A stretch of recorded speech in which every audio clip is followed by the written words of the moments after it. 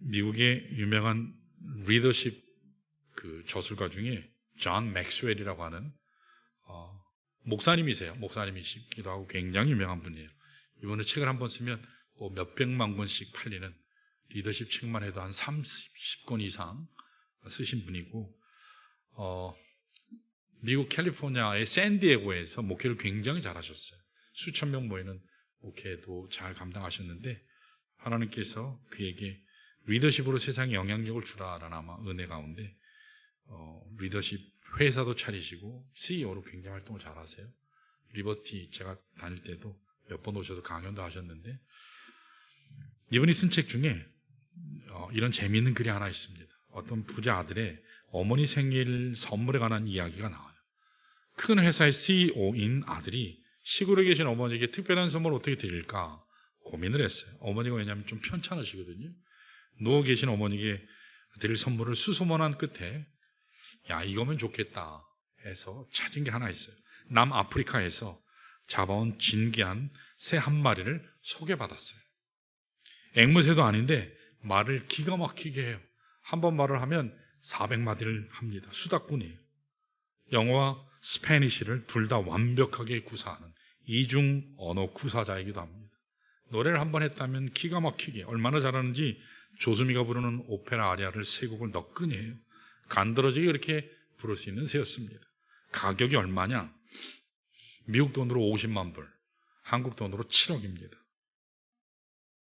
7억 하니까 놀라시네요. 일베베 때는 뭐 그런가 보다 하고 앉아계셨는데, 그럼에도 불구하고 이 아들은 어머니만 쾌차하신다면 내가 어머니에게 이걸 드리리라.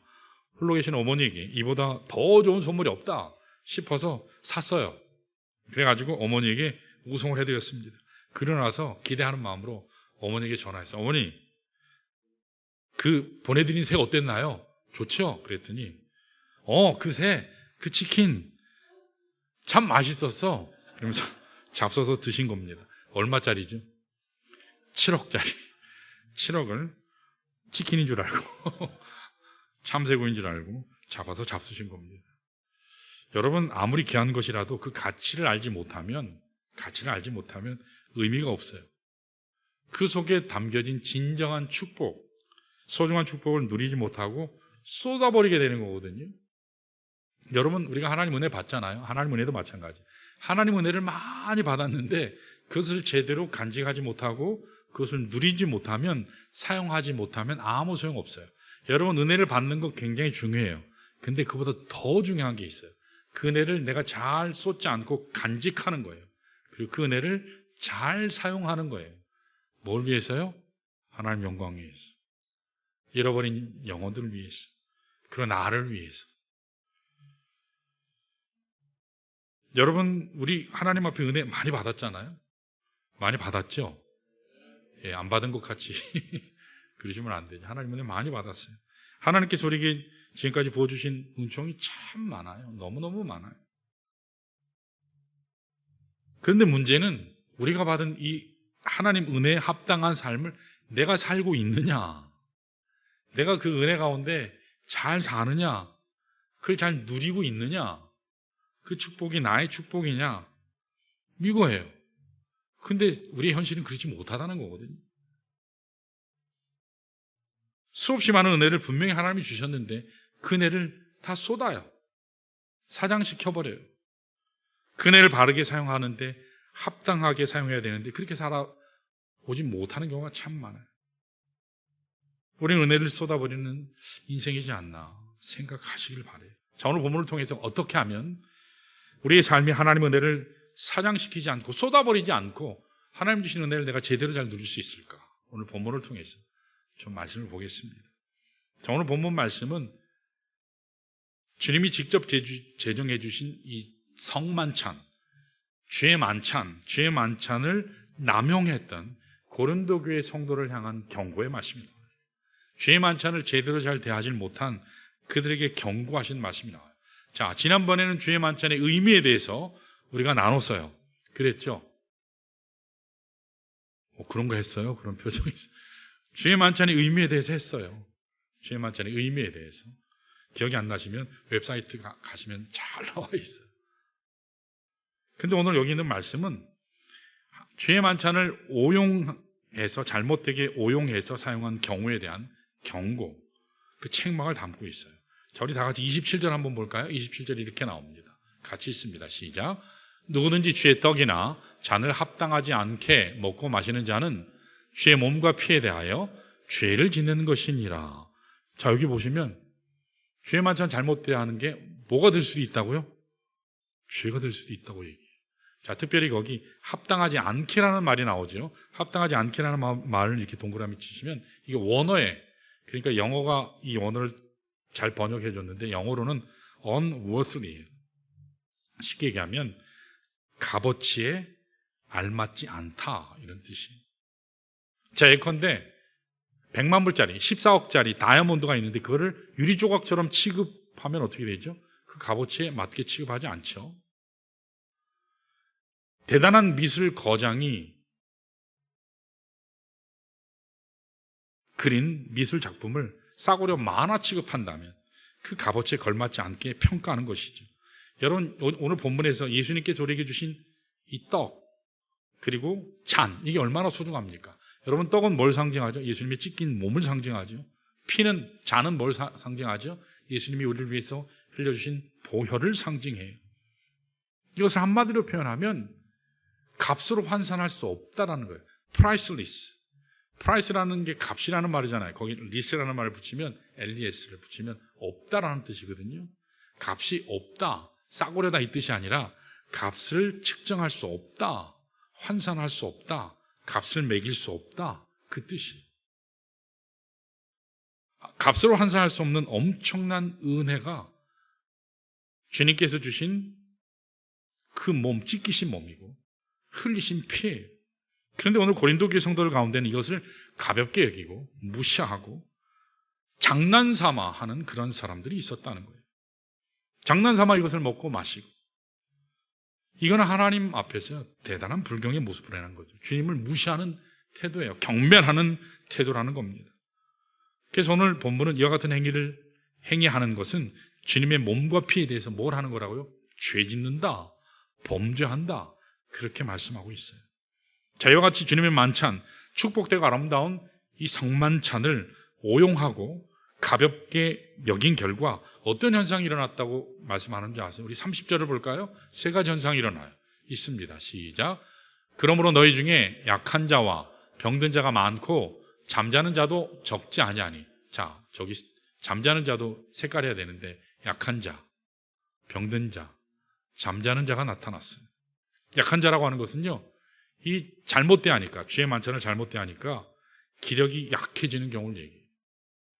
이 떡을 떼고 잔을 마시는데 갑자기 기력이 약해지는 거예요. 실신하기도 하는 상태를 얘기해요. 심지어는 이 떡을 먹는 가운데 질병이 찾아오는 경우도 있었다는 거예요. 병 가운데 들어눕는 사람들이 있습니다. 심지어는 잠자는 자들이 있대요. 잠잔다라고 하는 것은 죽는다라는 표현이에요.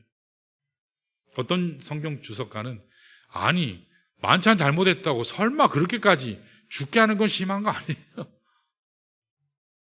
이건 상징적인 표현이다, 그렇게 해석하는 사람도 있지만, 그러나 아마도 실제로 고린도 교회에 이런 일이 실제로 일어났을 거라고 저는 생각이 돼요.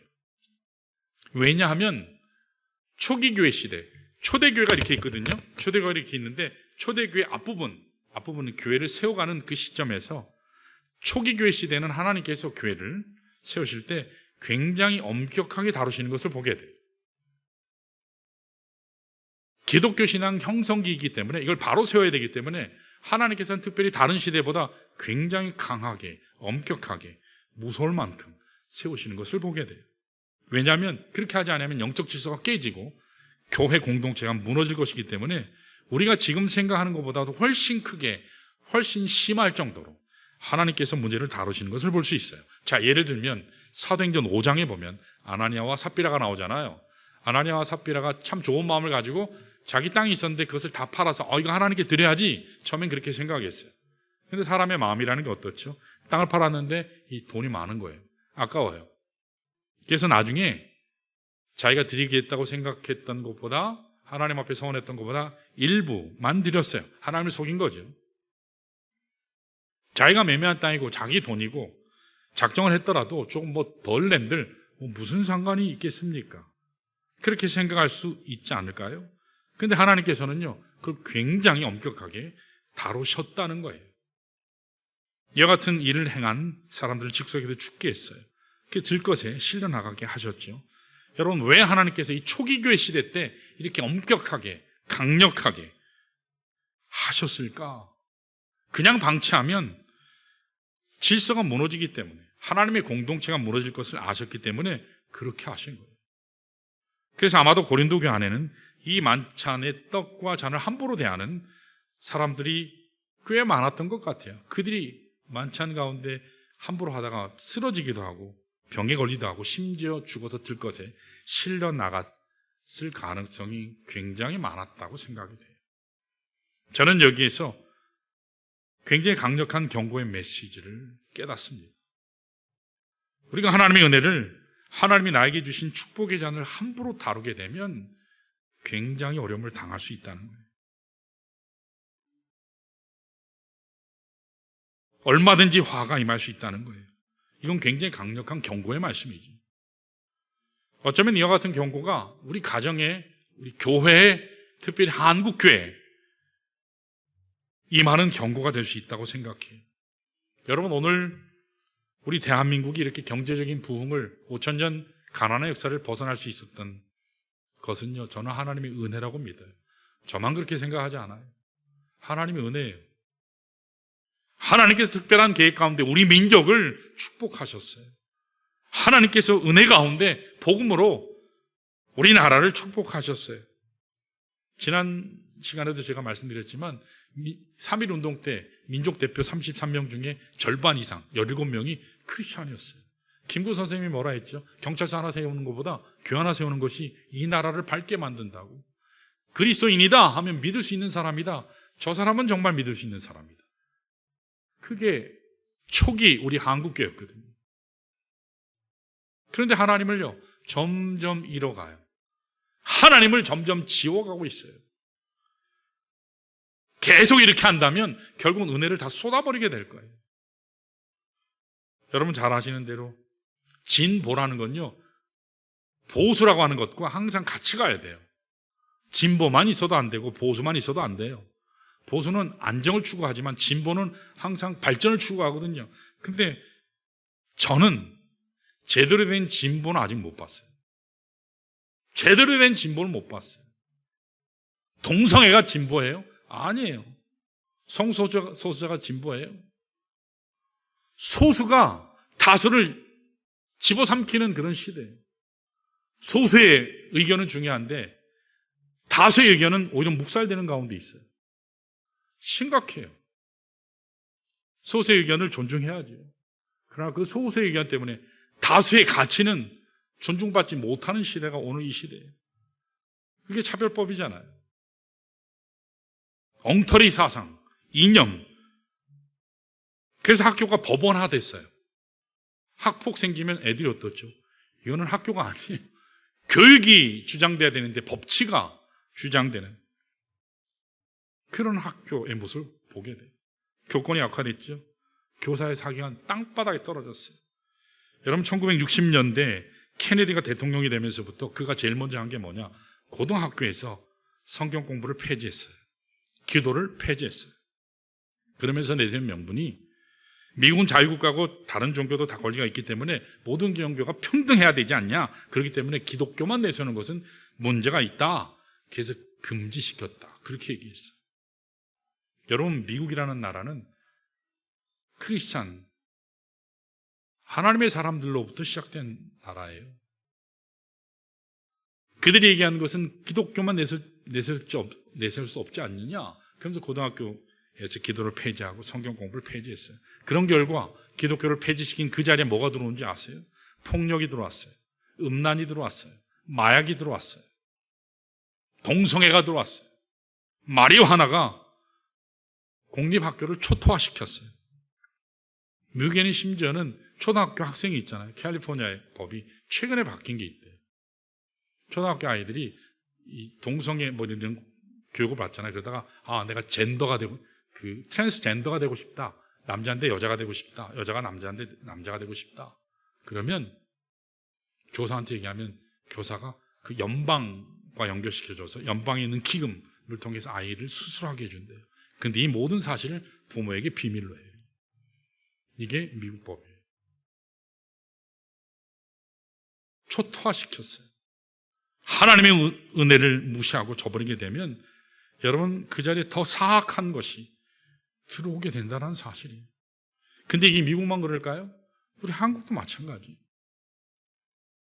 일제강점기 이후에 6.25 전쟁 이후에 폐허가 되었던 한국 땅을 일으킬 근본 힘이 무엇이었을까요? 어떤 분은 우리 민족의 근면과 끈기다, 은근과 끈기다. 물론 맞아요. 한국 사람처럼 부지런한 민족 없어요. 우리 아버지들 얼마나 가서 열심히 일해요. 간 쓸개 다 집에 빼놓고 다니잖아요. 안 그러면 요새는 엄마들도 그러잖아요. 자식 키우잖아요. 근데 그것만으로 한국이 일어설 수 없어요. 저는 하나님이 하셨다고 믿어요. 하나님이 우리 민족을 축복하셨어요.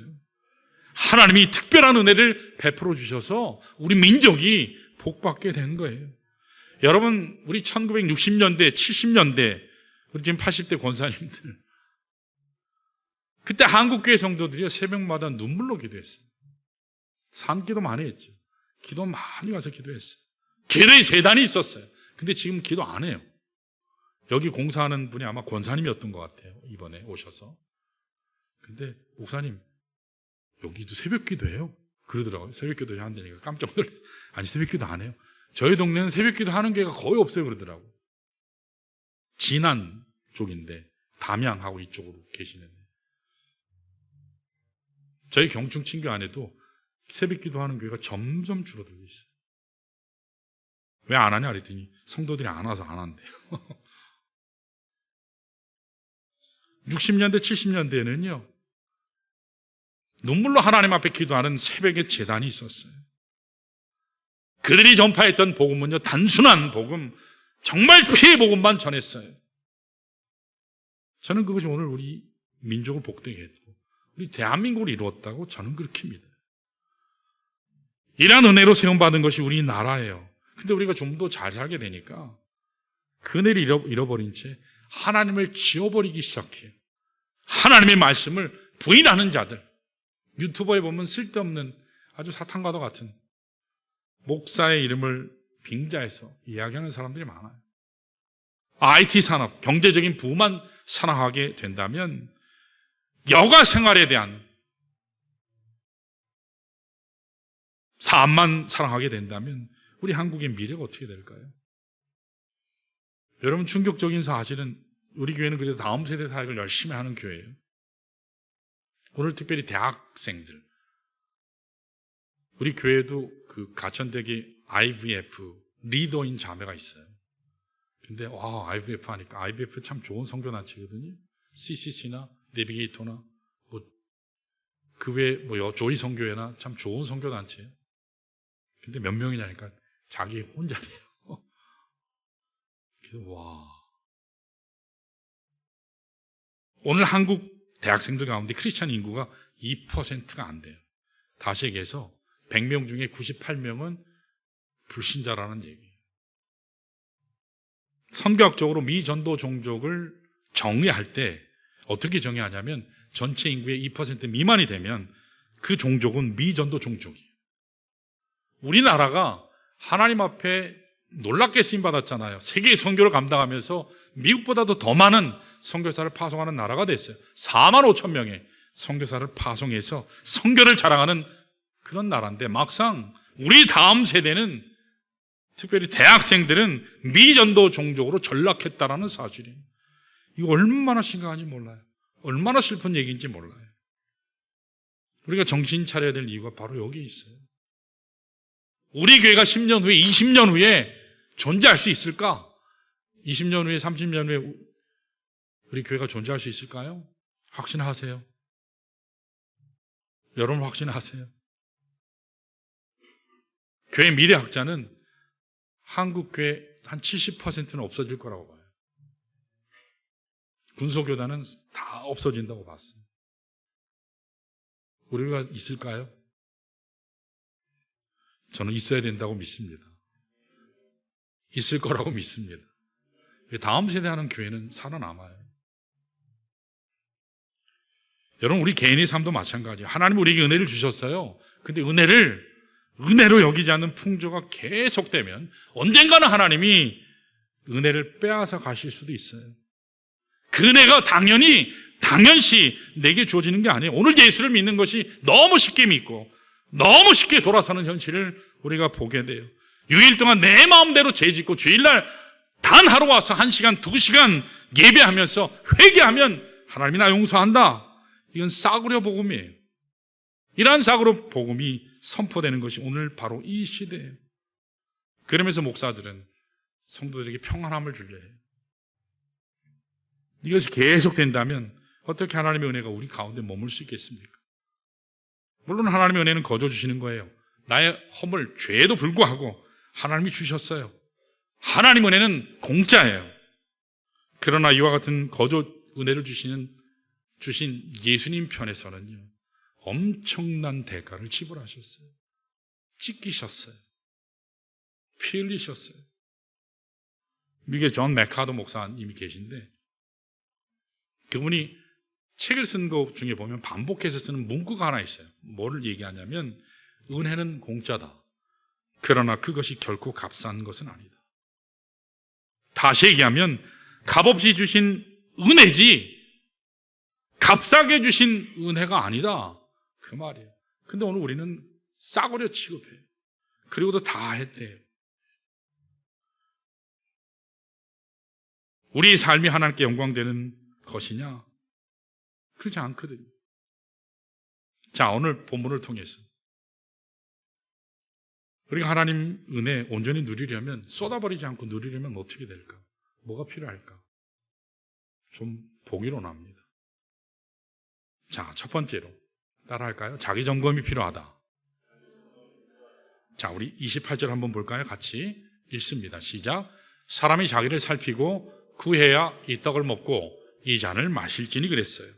여러분, 떡을 먹고 잔을 마시기 전에 뭘 하라고요? 자기를 먼저 점검하라. 그렇게 얘기해요. 점검해야 될 분야는 3가지예요. 자기를 점검하고, 이웃과의 관계를 점검하고, 하나님의 은혜에 대한 관계를 점검해야 돼요. 이 떡과 잔을 앞에 놓고 들기 전에 3가지를 점검해야 돼요. 자, 먼저 뭐라고요? 나를 점검해야 돼요. 내 안에 혹시 죄가 있지 않나? 내 안에 하나님 앞에 토해내지 않은 죄가 있지 않나? 여러분, 토해내지 않는 상태에서, 내 범죄한 상태에서 주님 앞에 하나님이 기뻐하시는 거룩한 산제사물이 아닌 죄가 뒤집어져 있는, 여전히 그러한 가운데 성만찬을, 죄의 만찬을 대하는 것을 뭐라 그랬어요? 말씀에서 죄의 몸에 피에 죄를 범하는 것이다. 그렇게 얘기했어요. 어떤 경우는 우리 청소년들 죄의 만찬 어떤 게 먹는 시간인 줄 알았대요. 이건 먹는 시간이 아니에요. 그 십자가의 은혜의 감격에 내가 참여하는 거거든요. 그래서 제가 먼저 생각나면 자백해야 돼요. 2번째는 이익과의 관계예요. 자, 우리 마태복음 한번 볼까요? 마태복음 5장 23절, 24절이요. 같이 23절 읽습니다. 시작. 그러므로 예물을 제단에 드리려다가 거기서 내 형제에게 원망 들을 만한 일이 있거든. 그것이 생각나거든. 24절도요. 예물을 제단 앞에 두고 먼저 가서 형제와 화목하고 그에 와서 예물을 드리라. 여기 우리가 주의 만찬상 앞에서는 절대 원수가 존재하면 안 된다는 얘기예요. 내가 그 인간 두고 보자. 그러면서 주의 떡을 붙잡고 잔을 든다. 이거는 말도 안 된다는 얘기예요. 그러면 문제가 생길 수 있다는 얘기예요. 그래서 오늘 지금 좀 전에 읽은 마태복음에서는 뭐랬죠? 내가 예물을 드리려고, 예배를 드리려고 주의 만찬을 대하려고 딱 하는데 생각이 났어요. 우리는 때때로 아무 생각 없이 말할 수 있잖아요. 행동할 수 있잖아요. 근데 상대에게, 이웃에게 상처를 줬다. 그게 예배하려고 하다가 떠올랐어요. 그럼 어떻게 된다고요? 딱 멈추고 가서 화해하고, 내가 용서를 할 것 있으면 용서하고, 용서를 구할 것 있으면 용서를 구하고, 그리고 주님 앞에 와서 예배 드리라, 이 말이에요. 아, 내가 잘못했구나. 아, 내가 실수했구나. 그런데도 불구하고 그들이 있으면 안 된다는 거예요. 그 자리에서 회개 기도해야 돼요. 내가 지금 당장 그 사람 만날 수 없을지라도 주님 앞에 기도하면서 제가 용서하지 못했습니다. 제가 용서를 구하지 못했습니다. 하나님, 제가 끝나고 나서 하겠습니다. 최소한 그렇게 해야 돼요. 예물을 제단에 두고 먼저 가서 형제와 화목하고 그 후에 와서 예배를 드리라. 이게 구약의 속건제 케이스거든요. 구약의 속건제는 누구에게 피해 끼쳤을 때 그 원금의 20%를 더해서 주라는 거예요. 더 많이 주라, 그 말이에요. 말로만 끝나지 말고. 자, 성찬 예식, 주의 만찬 예식도 마찬가지예요. 우리가 직접 형제에게 찾아가지 못할지라도 최소한 내 마음 가운데 용서하고 또는 용서를 구하고 나서 떡을 떼고 잔을 마셔야지 그것이 우리에게 축복이 된다, 그 말이에요. 자, 세 번째는, 점검해야 될 세 번째는 하나님의 은혜에 대한 점검이에요. 자, 여러분, 떡과 잔이 있잖아요. 떡을 딱 받았으면 떡은 뭘 상징해요? 주님의 찢기신 몸이에요. 주님이 찢기실 때 얼마나 아프셨을까? 나 때문에. 바로 나 때문에. 그러면 여러분 감동이 있지 않겠어요? 주님이 피 흘리신 그 잔, 주님의 피를 상징하잖아요. 그 잔을 대할 때 주님이 나를 위해서 피 흘리셨구나. 그러면 여러분 감격의 눈물이 나오지 않겠어요? 오늘 우리가 이 떡과 잔을 나눌 때 먼저 이 떡과 잔의 의미를 살펴봐야 돼요. 자, 이렇게 주님의 은혜를 쏟지 않으려면 첫 번째 필요한 것이 자기 자신을 점검하는 거예요. 자, 두 번째, 따라할까요? 바른 경고가 필요하다. 뭐가 필요하다고요? 경고예요. 경고예요. 하나님이 우리에게 경고하실 때는 그 경고에 대한 바른 인식을 갖는 것이 굉장히 중요해요. 자, 31절 한번 볼까요? 우리가 뭔가를 잘못했을 때, 특별히 주의 만찬에서 무언가를 잘못했을 때 일어날 수 있는 세 가지 차원의 경고를 말씀해요. 자, 읽어볼까요? 31절 시작. 우리가 우리를 살폈으면 판단을 받지 아니하려니와. 여기까지요. 여기 보면 우리가 우리를 살폈으면 그랬어요. 자, 살폈으면이라는 말 색깔로 쳤는데 이게 더 정확하게 원문에 가깝게 번역하려면 판단한다라는 뜻이에요. 살폈다라는 말이 판단한다라는 뜻이에요. 뭘 판단해요? 뭘 살펴요? 우리 자신을 먼저 판단하고 살피는 거예요. 우리가 뭔가를 잘못했을 때 나 스스로를 판단하고 나의 잘못을 깨닫게 되면 제일 좋은 거예요. 하나님께서 깨닫게 하셔서 나의 잘못이 있구나. 그래서 깨닫게 돼서 주님 앞에 회개할 수 있으면 제일 좋은 거예요. 자, 그런데 내가 하나님 앞에 잘못된 게 있음에도 불구하고 계속 가게 되면 깨닫지 못하면 어떻게 될까요?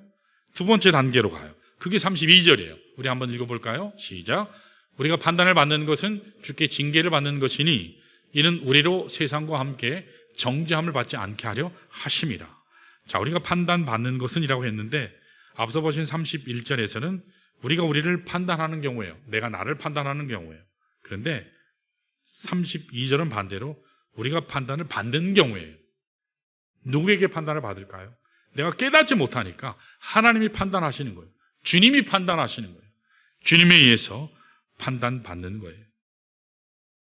내가 스스로 잘못을 깨닫고 판단하면 그것으로 됐는데 반성하지 못한 채로 계속 가면 결국은 주님이 우리를 판단하신다고 그래요.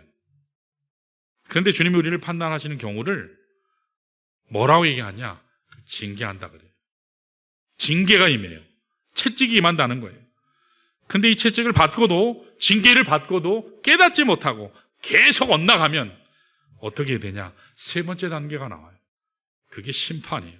32절 마지막 부분을 보시면 세상과 함께 정죄함을 받는 것이 돼요. 자, 하나님은 세상과 함께 정죄함을 받지 않게 하시는 것이 하나님의 뜻이거든요.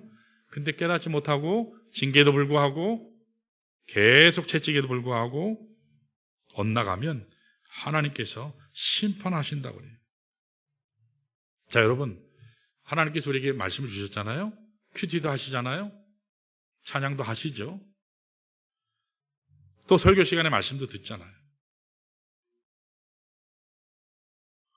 그 모든 것은 하나님께서 깨닫게 하시는 거거든요. 깨닫게 하시는 거예요. 깨닫게 하심으로 하나님께서 주시는 그 은혜를 더 잘 누리게 하시는 것이 하나님의 목적이거든요. 여러분, 솔직히 우리가 실수 안 할 수 없잖아요. 잘못 다 하잖아요.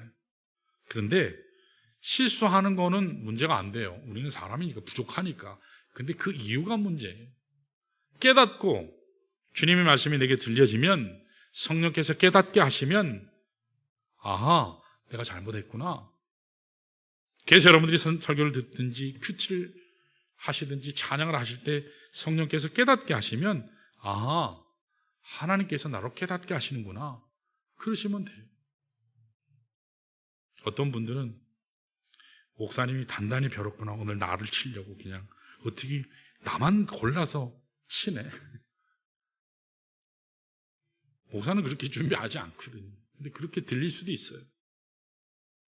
그래서 여러분, 그런 심정으로 그런 마음을 가지면 말씀이, 은혜가 절대로 안 되죠. 여러분, 말씀 앞에 마음을 여시기를 축원합니다. 마음을 열어야 내가 은혜가 돼요. 목사가 하나님의 말씀을 이렇게 전하는 사람이거든요. 그래서 여러분, 하나님 말씀 앞에 서는 것이 정말로 중요해요. 여러분, 에서 아시죠? 에서가 누구죠? 야곱의 형이잖아요. 맞죠? 야곱의 형. 자, 가끔가다 사람 이름을 헷갈려가지고 한참 사울 얘기하다 다윗 얘기하고 있고 막 그럴 때도 있어요. 이삭의 아들이잖아요. 에서는 우리가 잘 아는 것처럼 간발의 차로 형이 됐어요. 간발의 차로. 그래서 안타깝다 하면서 야곱이 형 뒤꿈치 붙잡고 나왔잖아요. 내가 먼저 나갔어야 되는데. 그래서 이삭의 두 아들이 이 두 사람인데, 야곱과 에서인데, 장자권이 누구에게 주어졌죠? 에서에게 주어졌어요.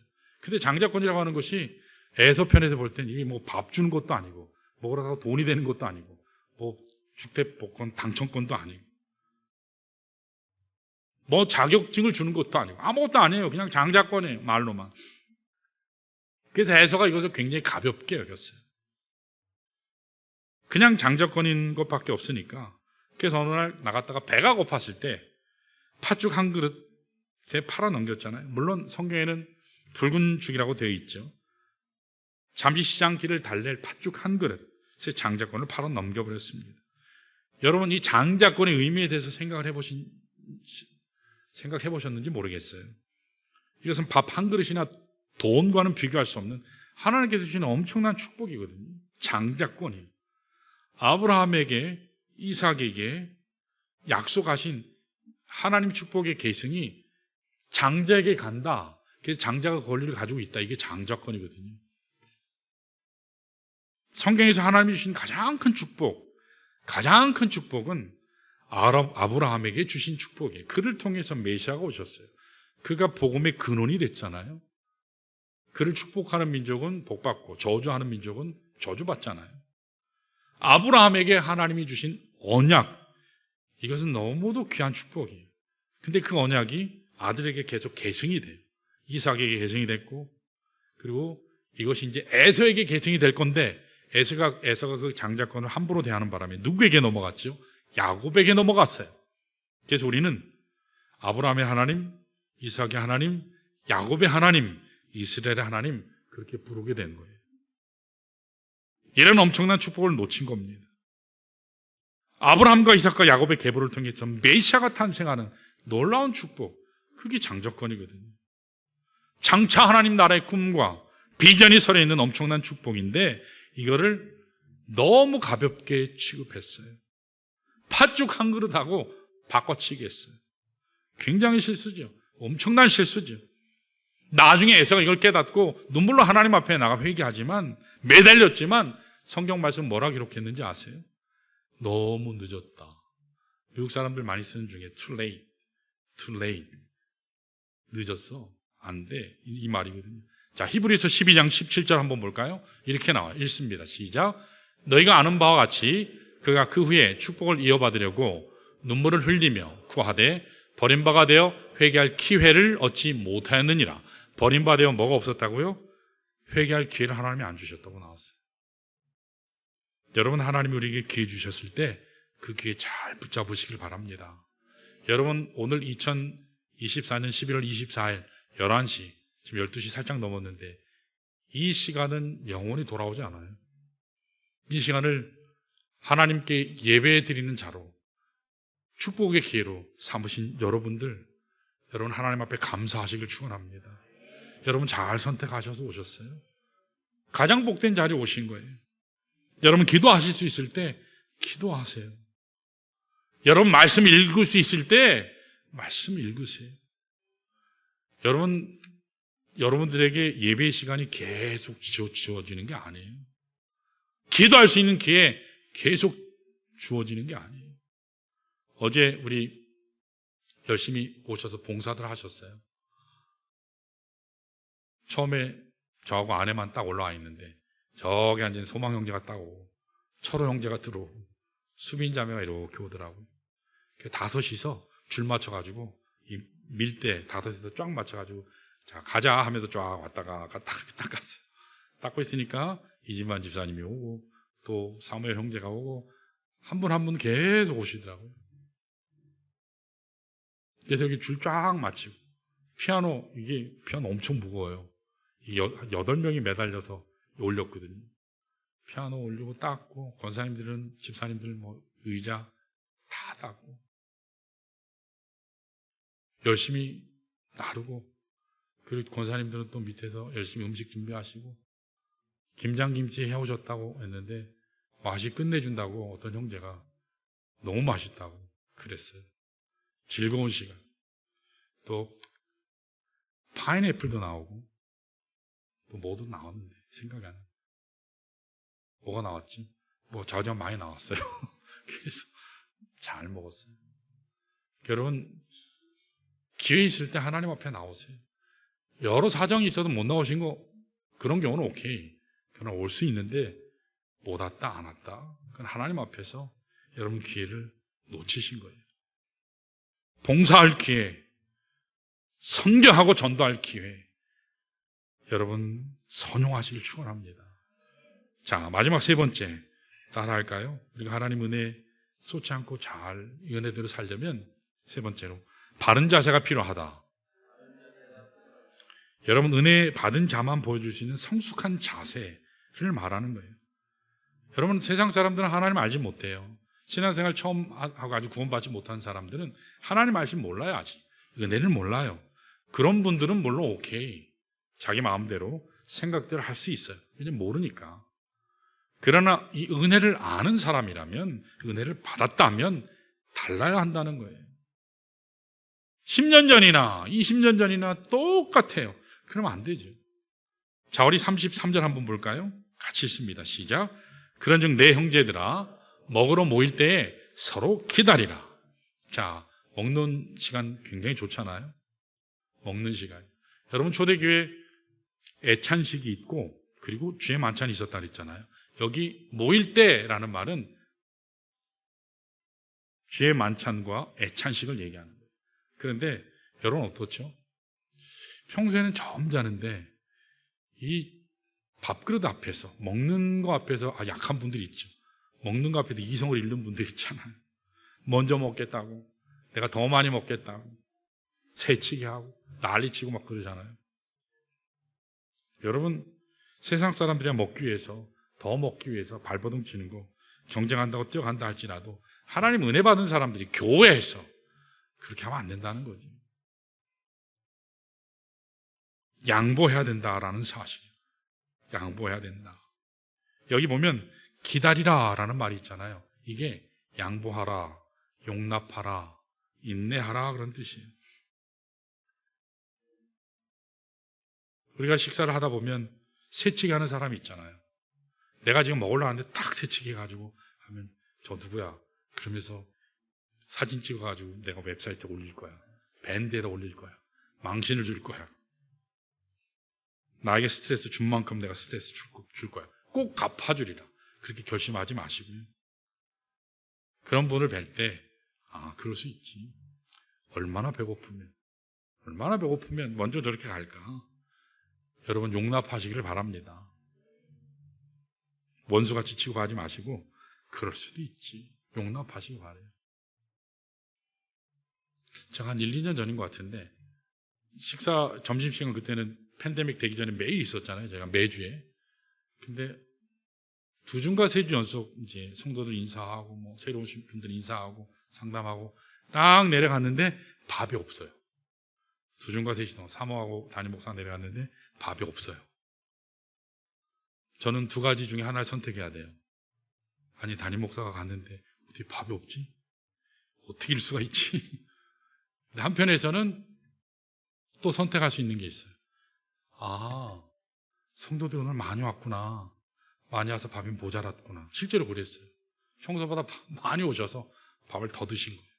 그래서 오히려 감사했어요. 그래서 감사하다.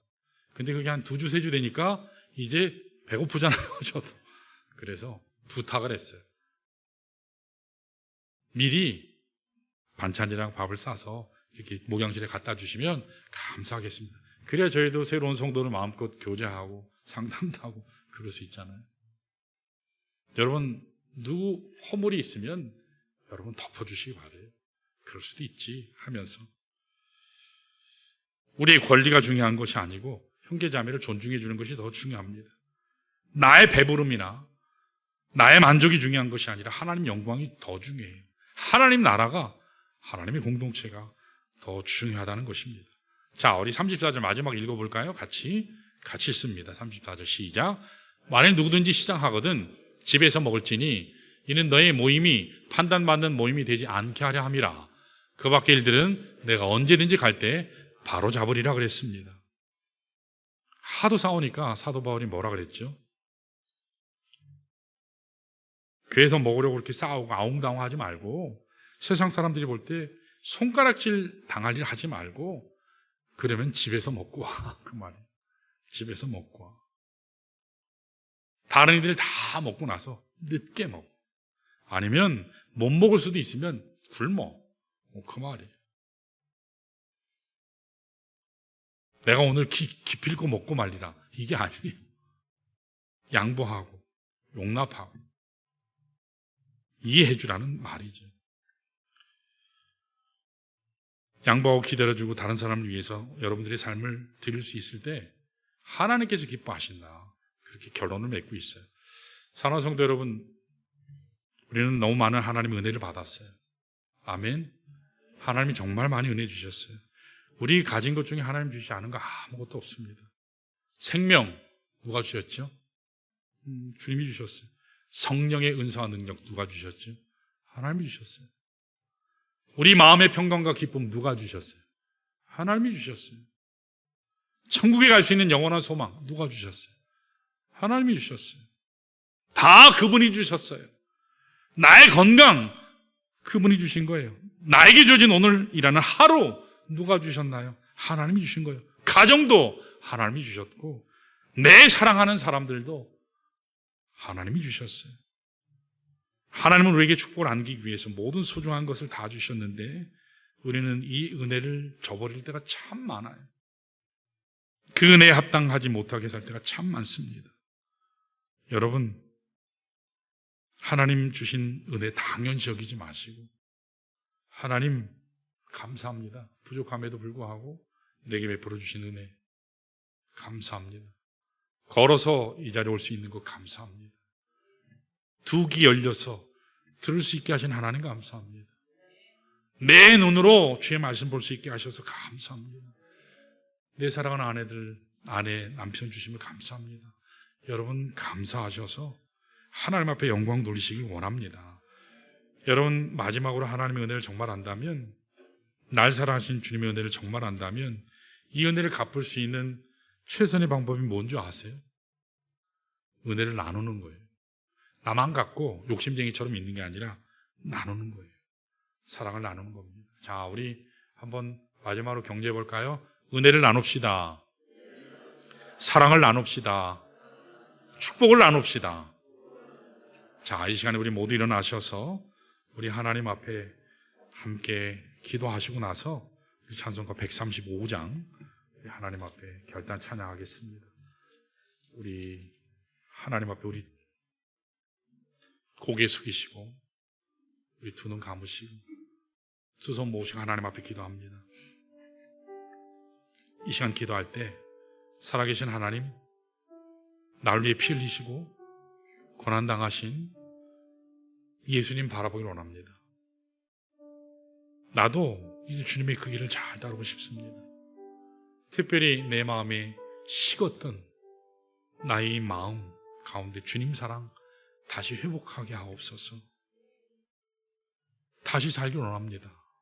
메마른 내 심령 가운데, 지쳐있는 내 심령 가운데 무덤 속에서라도 다시 일으키시는 그 하나님의 은혜로 내가 다시 살게 하셔서 주님 오시는 그날까지 주님의 아름다운 소식 땅끝까지 증거하며 사는 내가 될 수 있도록 하나님 도와달라고 이 시간 다 같이 우리 함께 기도합니다.